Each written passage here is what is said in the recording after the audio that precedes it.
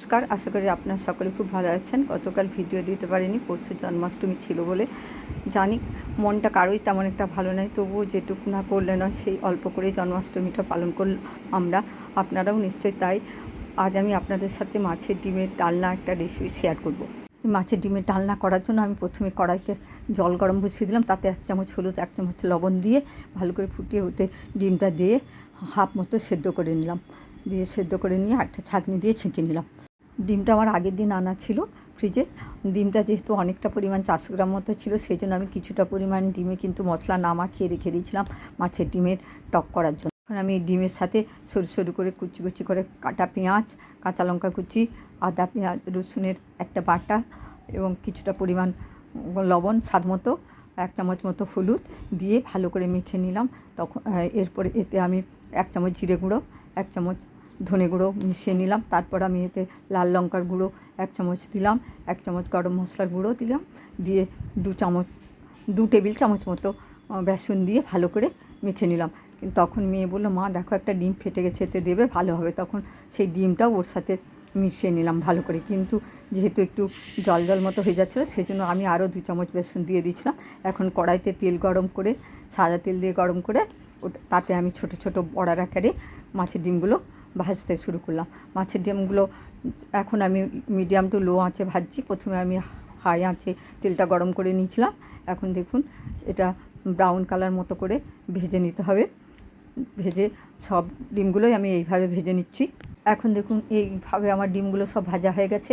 কড়াইতে যেই তেলটা ছিল তাতে আমি 2টো আলু ডুমো ডুমো করে কেটে ভাজার জন্য দিয়ে দিলাম। এতে 1 চামচ হলুদ গুঁড়ো দিলাম, 1 চামচ লবণ দিলাম, 1 চামচ লাল লঙ্কার গুঁড়ো দিয়ে আলুটা আমি বেশ ভালো করে নেড়ে নেড়ে ভেজে নেবো। এখন দেখুন আলুটা আমি নেড়ে নেড়ে ভালো করে ভেজে নিচ্ছি। আলুটা আমাকে ভালো করে নেড়ে নেড়ে ভেজে নিতে হবে। এখন দেখুন আলুটা আমার ভাজা হয়ে গেছে। আলুটা তুলে রেখে ওই তেলে আমি আবার 1 টেবিল চামচ সর্ষের তেল দিলাম।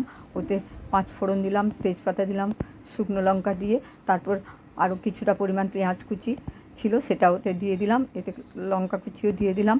পেঁয়াজটা ভালো করে ভেজে নিতে হবে। এখন এটা ভালো করে ব্রাউন কালার মতো আসলে তারপর আমি এতে আদা রসুন কাঁচা লঙ্কা এবং ধনেপাতা বাটা ছিল, সেই ধনেপাতা বাটা পেস্টটা দিয়ে দিলাম। দেওয়ার পর এটা ভালো করে ভেজে নিচ্ছি। এটা থেকে যখন তেল বেরোবে তখন এতে আবার 1 চামচ হলুদ গুঁড়ো দিয়ে দিলাম, 1 চামচ জিরে গুঁড়ো, 1 চামচ ধনে গুঁড়ো দিয়ে এটা আমি ভালো করে ভেজে নিচ্ছি। তারপর আমি 1 চামচ এতে গরম মশলা গুঁড়োও দিয়ে এটা ভালো করে ভেজে নিলাম। এখন দেখুন আর এক কাশ্মীরি লঙ্কার গুঁড়ো 1 চামচ দিলাম। দিয়ে পেস্টটা দেখুন এখন এর থেকে তেল ছেড়ে যাচ্ছে। এখন আমি এতে একটা টমেটো বাটা ছিল সেটাও দিয়ে দিলাম। দিয়ে ভালো করে কষিয়ে নিতে হবে, কারণ টমেটো থেকে জল বেরোয়। এখন আমি এতে আলুগুলো দিয়ে দিলাম। আলুগুলো দিয়েও আমাকে ভালো করে কষিয়ে নিতে হবে। ভালো করে 3-4 মিনিট মতো আলুগুলো কষিয়ে নিতে হবে। এখন দেখুন আলুটা সেদ্ধও হয়ে গেছে। এখন এতে আমি পরিমাণ মতো জল দিয়ে দেবো। খুব বেশি পরিমাণও দেবো না, কারণ আলুটা যেহেতু সেদ্ধ হয়েই আছে। এই দেখুন এই রকম মতো জল দিলাম। এখন এটা আমাকে 5 মিনিট মতো কুক করতে হবে মিডিয়াম টু লো আঁচে। তারপরে এটা 5 মিনিট মতো কুক হলে ভালো করে ফুটে গেলে দেখুন এখন ফুট ধরে গেছে এতে। এটা ভালো করে ফুটে গেলে এতে আমি মাছের ডিমগুলো দিয়ে দেবো। এই মাছের ডিমটা আপনারা বাড়িতে অবশ্যই করে দেখবেন, এটা খেতে খুব ভালো হয়েছিল। ডিমগুলোর ভেতরগুলো খুব নরম তুলতুলে ছিল। এখন মাছের ডিমগুলো দিয়ে দিচ্ছি, আপনারা অবশ্যই করবেন। ধনেপাতাটা আমি বেটে দিলাম, কারণ আমার বাজারে ধনেপাতা ছিল না। আমার বাড়িতে একটা বিলেতি ধনেপাতার গাছ আছে, সেই পাতা তুলেছিলাম, ওই জন্য ওগুলো বেটে দিলেই ভালো হয়, তাই দিলাম। এখন দেখুন এতে আমি 1 চামচ গরম মশলার গুঁড়ো, 2টো কাঁচা লঙ্কা দিয়ে আর একটু ধনেপাতা বাটা দিয়ে তরকারিটা কমপ্লিট করে নিলাম। রান্নাটা করে খেয়ে দেখবেন কেমন হয়, আমাকে অবশ্যই কমেন্ট করে জানাবেন। ভালো থাকবেন, সুস্থ থাকবেন। প্লিজ লাইক শেয়ার কমেন্ট এবং সাবস্ক্রাইব করবেন।